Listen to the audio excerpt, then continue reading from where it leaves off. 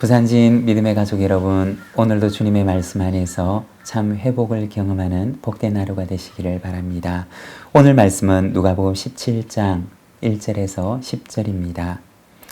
예수께서 제자들에게 이르시되 실족하게 하는 것이 없을 수는 없으나 그렇게 하는 자에게는 화로다. 그가 이 작은 자 중에 하나를 실족해 할진대 차라리 연자맷돌을 그 목에 매어 바다에 던져지는 것이 나으리라. 너희는 스스로 조심하라. 만일 내 형제가 죄를 범하거든 경고하고 회개하거든 용서하라. 만일 하루에 7번이라도 내게 죄를 짓고 7번 내게 돌아와 내가 회개하노라 하거든 너는 용서하라 하시더라.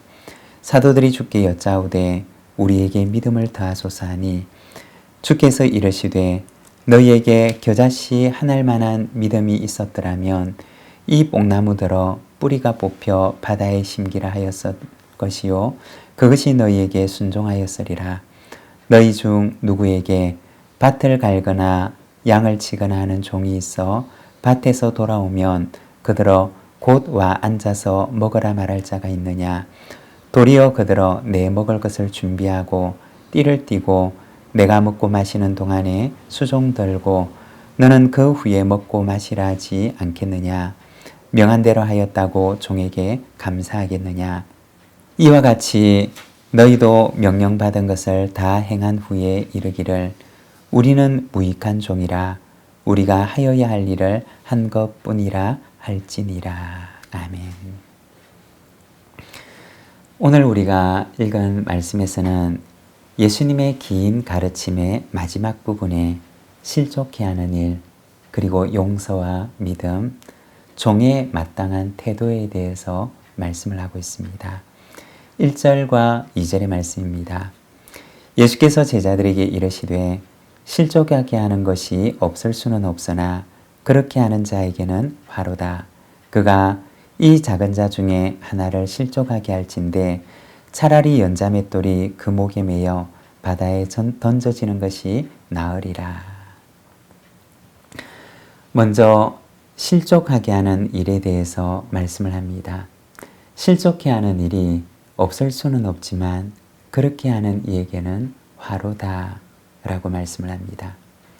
실족해 하다 라고 하는 말은 걸려 넘어지게 하다 라는 뜻입니다. 그러니까 누군가가 어떤 사람에게 걸림돌이 되어서 그를 걸려 넘어지게 했던 것입니다.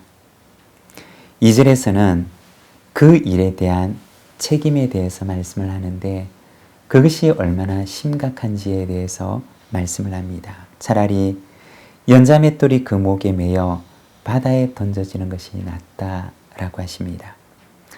연자맷돌이라고 하는 것은 맷돌의 상판에 구멍이 뚫려 있는데 거대한 맷돌의 윗짝을 가리키는 말입니다. 여기에서 이 거대한 연자맷돌을 목에 걸게 되는 이는 누구일까요? 그는 바로 실족해 하는 사람입니다. 작은 자 한 사람을 실족해 하는 것보다 차라리 연자맷돌을 메고서 바다에 빠지는 편이 낫다고 말씀하시는 것입니다.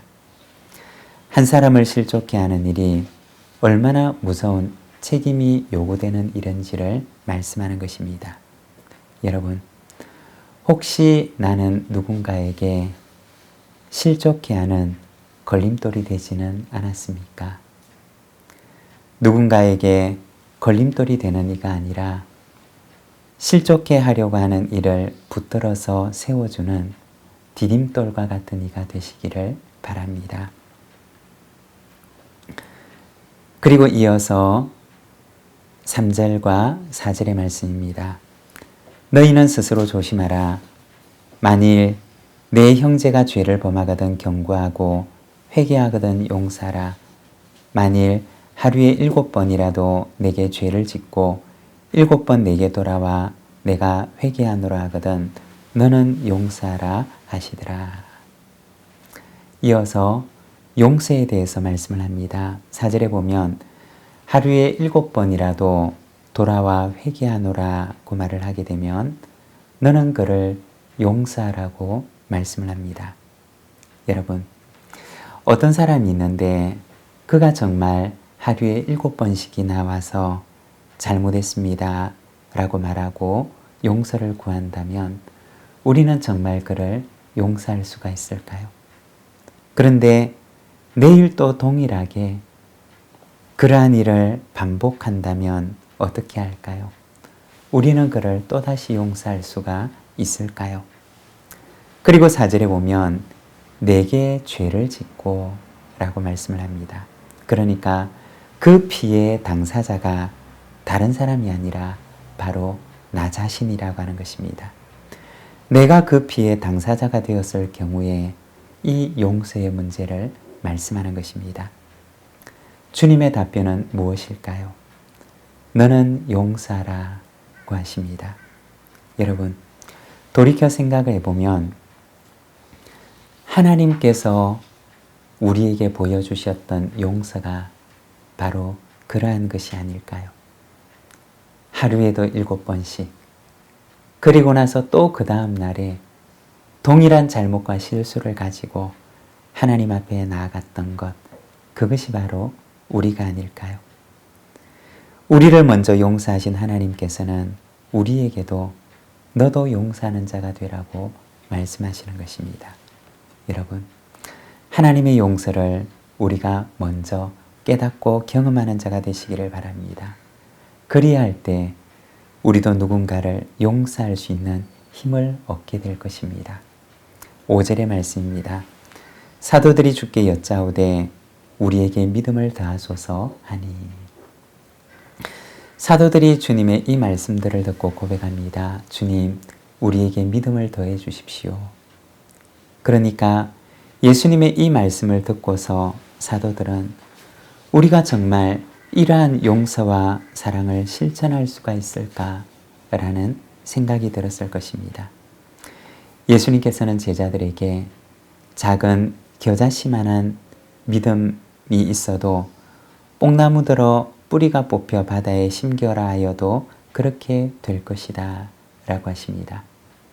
이 뽕나무라고 하는 나무는 뿌리를 옆으로 넓게 퍼뜨리는 나무가 아니라 아래로 깊이 내리는 나무입니다.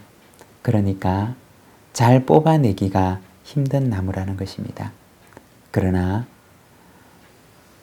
겨자씨 같은 작은 믿음이 이러한 놀라운 변화를 우리에게 일으키게 될 것임을 말씀하십니다.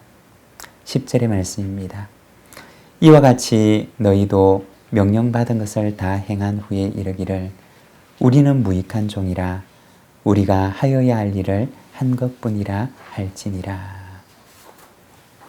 마지막으로는 무익한 종에 대해서 말씀을 하십니다. 이 말씀은 마땅히 자신이 해야 할 일을 한 종의 모습을 보여주는 것입니다.